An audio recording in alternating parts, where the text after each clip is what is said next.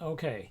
I'm now at this third section of the Miller 300, Lecture 1, which is called Organizing Life. And I've put in this little sample of the Spartan phalanx. And the phalanx, whether it was Spartan or Roman, whether it was Greek, basically, or Roman, has continued to be one of the most influential ways of organizing people, human beings, in war. It is an early technology. Basically, it's a way of thinking, and in this case, it makes the Romans really turn it into a high art. It makes the whole much greater than the sum of the parts. So the individual soldiers are strong on their own, but when you get them into a phalanx, the phalanx can be unbeatable. It sort of becomes a super soldier, and that's the concept, which is that, yeah, that's the concept. So Miller is onto this, and because of the books he read, to put this together. Not enough books, I should add. He read the wrong books, but anyway, fine. And so things are regimented and organized. So despite the fact that the Spartans appear to be sort of this bunch of, kind of, well, they're tough, but they appear to be sort of a bunch of individualists. They also know how to fight together. And this is why the Americans so adored they adored the movie. Okay, so when you make a comic or anything really, any representation of human beings, whether it's a film or whether it's a novel or whether it's a graphic novel or what does this matter, you basically begin to organize life. You are organizing things into whether there's going to be a beginning, a middle, and an end. You're going to tell a story. So you have to organize the story. And even if it's disorganized, even if it's apparently chaotic, it still has to be organized, right? I mean, you got to decide what kind of chaos you're going to have. Okay, so on page 11, you'll see here is Leonidas, the one who was walking. We look at this from above, and Miller likes these aerial shots. So here's Leonidas walking the line, and the line. This is going to be very important between his groups of men, the encampment, and their men are sleeping around the circles, the fires. So what we have, and one of the most important ways that Miller is going to organize things in 300 is he's going to use circles and lines. And again, this is a very familiar trick. It's not really a trick; it's a technique. So if you're thinking, how does this page work? It's like, try circles and lines, because that may very well work for you. You can say, oh, I see. Yeah, okay, this is the line. Here's the circle. Oh, here's the interaction between the two. So in this case, Leonidas there's only one king, and there has to be this particular leader who sort of has this godlike status. And so here he is walking on the dark line. And again, it's a tough thing to divide the page like this, but Miller gets away with it partly because it's on the golden section, there are a number of reasons why. But the ground is not, they decided apparently not to paint the ground with any variation. It's just this black slab, right? So it's like an abyss between the two groups. And then we have the fires, and around the fires are these groups of men. So if you look at this, if you sort of look through your kind of squint your, drop your eyelashes over your eyes, don't completely close your eyes because then you can't see anything, and squint at this image, you'll see it's like, oh yeah, the spears sort of form this circle, and we see the circles are red around the center of the fire, the heat, which makes physical sense. The men are sleeping together for warmth, and then there are all the lines of the spears. But the lines of the spears, when they're all together, knit up a circle.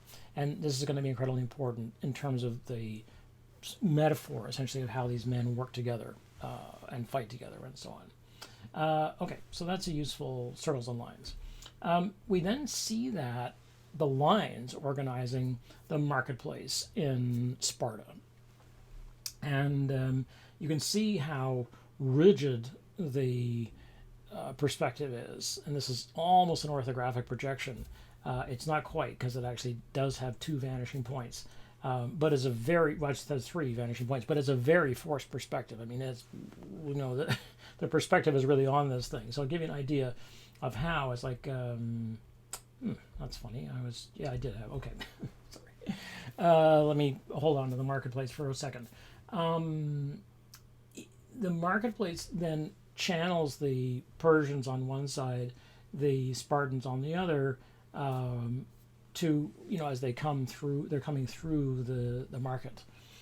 And so it's very rigid. And the tiles, the pottery tiles on the roofs, also make for this rigid patterns. And these patterns are absolutely important.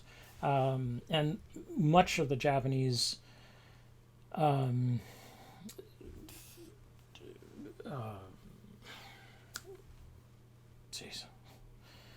printmaking, woodblock print world is organized around these kinds of quite rigid patterns, where human beings build in straight lines, and that some do, and then nature is not. Right? Nature is entirely different and unpredictable and so on, and that's the beauty of these two things.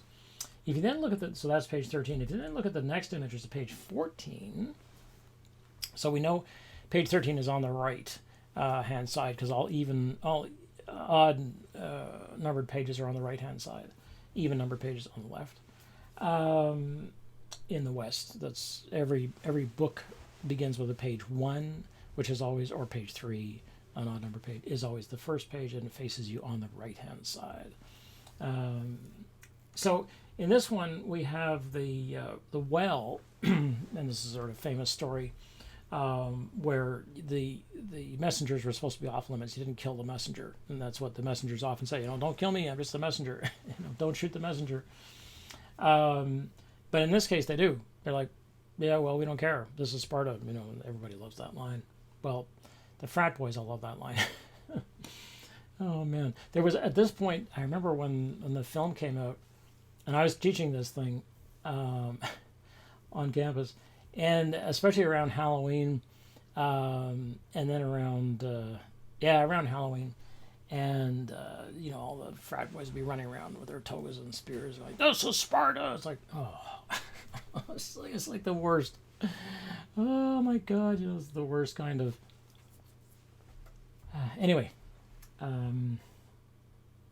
yep, the worst kind of war culture there is. Anyway, so here we have. We're looking down the well, and the well is almost completely a circle. So again, the perspective has been very forced. It's unnatural, in other words. So there are any number of ways to show this. You could show the well as an ellipse much more. You could show it right from above, I suppose. I don't think it would read. I don't think the eye would understand how to read. In this case, it also pops back and forth because of the way that it's painted. This is always a problem with depicting something like that. If you look at the base of the well, so the darkest part of the well where the guy is just about to go into it, it looks as though that column is coming. It's a column coming toward us, as opposed to a well going away, a tunnel basically going away from us. This is the problem with this particular perspective. But the main thing is, what we're looking at here is a big circle. So if we look at the next, so here we go. I've laid out some lines, some grids on this for us. So in the left side, you can see this is what the market looks like, and I've actually pointed I put white lines indicating where the vanishing points are going to, so to indicate this is the grid essentially of Spartan life. And then there's the well, which, as you can see, is nearly a perfect circle. So there's the line and the circle again, which are organizing things. So the circle of the well is life, but at the same time, in this case, it's ironic, and it means the death of this particular messenger, which is, as I say, not the done thing. We then have the same kind of thing on page 19 with the ephors, where Leonidas has to go and bribe the ephors, or these corrupt religious leaders, basically, who get to say oh yeah, it's a good time to go and fight, because you had to essentially consult the elders. I mean, there's a whole there's a whole religion here of getting advice from the gods, and the people, well, who, you can't talk directly to the gods. There's got to be a priest in the way, right? Because really, it's human beings who are interpreting the will of the gods, whatever. Uh, it's so. Leonidas is like, I'll make the will of the gods, and he does, right? So we start off with a line, which is the stack of rock, basically, in the temple on top of it. So it's quite phallic, I suppose, if you want to read it that way. And then there's the falling of gold pieces, and then the circle of Leonidas with his hemisphere of his cloak, showing the path and what his plan is, and the ephors standing around him, with the columns all focused because they're inside the temple now. And so we've got these diseased old feet, where Leonidas is young and beautiful, and okay, whatever. So again, there's this sense for Miller of corruption, which he's going to take up less in this text. Now he takes it up. I mean, as far as he's concerned, and Snyder is going to do this even more, the Persians basically are, who are these? They're not real men. They're decorated. They wear piercings. It's like, what kind of nonsense is that? And Snyder's going to go completely overboard with it and make Xerxes is completely sort of androgynous figure, and essentially have him be, it's like, what is he supposed to be, queer? The whole thing is so massively homophobic. Ugh. I mean, it's just a wretched the thing is just wretched. But again, there are two things about this, is that it was the comic is incredibly beautiful, and the film was attractive in many ways. Now, some people absolutely hated the way it looked, but people loved it, and it made bazillions of dollars. So why? It was always my thing. It's like same thing as Top Gun, and there's not a lot of difference between Top Gun and 300, the film. Okay, so lines and circles, right? And here's one more example. I've got two more examples for you. Yeah. So here we have a circle of the men training, and the usual sort of Miller loves this stuff. It's like, is there anything you'd rather be doing, sir? It's like, sir, no, sir. Do you want to stop now, Spartan? No, sir. This is it's so hilarious to read this stuff from a guy who, I wouldn't have survived a bloody day in training, physical training. And I say this as somebody who, I wouldn't have survived a day. I wouldn't have survived getting off the bus. Jeez. Anyway, but so there's this whole sort of cult of the body, which is, other people would say it's fascistic. It's like, okay, fine, we can have that discussion. Is the sense of fascist aesthetics? Is this a sense of fascist aesthetics? Arguably, yes. It's a whole big discussion. We can talk about it. But so we see one of the hoplon, or actually we see a couple of them. So there's the circle, right, of the shield, and the spear. It's like, oh yeah, so they're carrying with them circles and lines. Okay, and then here's the circle of the men essentially being trained. But they also make a line, each one of them, because they've each got a person standing on them. So it's circles of lines. And then there's another one of these panels or pages, which is really quite astonishing. It's this page 47. It's an amazing piece of art, where everything in the top half in the first panel, the top panel, the Spartans are literally pushing the Persians back, and so the Persians are all tilted backwards. Their feet are off the ground, and they're pointed backwards, and the Spartans are all pushing forwards. So there's this, one way and then the other kind of motion. So you're going to get these two kinds of it. This is a very dynamic page, and I think that Miller is best getting motion when he's working with masses of people. Individuals, not so much. But these masses are like, they're really pushing, and he really gets that.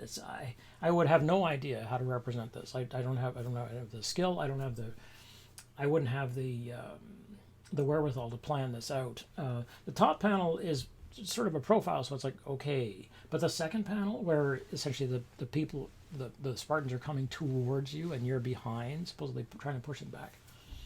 That's an incredible panel to paint and draw. Now remember that if you look at this and you sort of, again, look through your eyelashes at it and you just see the black and white, you'll see a very stark image. And then it's softened by Len Varley's painting where the all look gold. You know, the Persians turn gold, and you can see this incredible, these gorgeous patterns on their of the fabrics that they're wearing. And the puttees, basically, or the leggings that they're wearing, that leg wrappings, which are these beautiful decorated pieces of fabric. Where the Spartans, of course, they're Spartan. That's where we get the word. Same thing with Laconia. That's where we get the word laconic. Didn't talk much. Okay.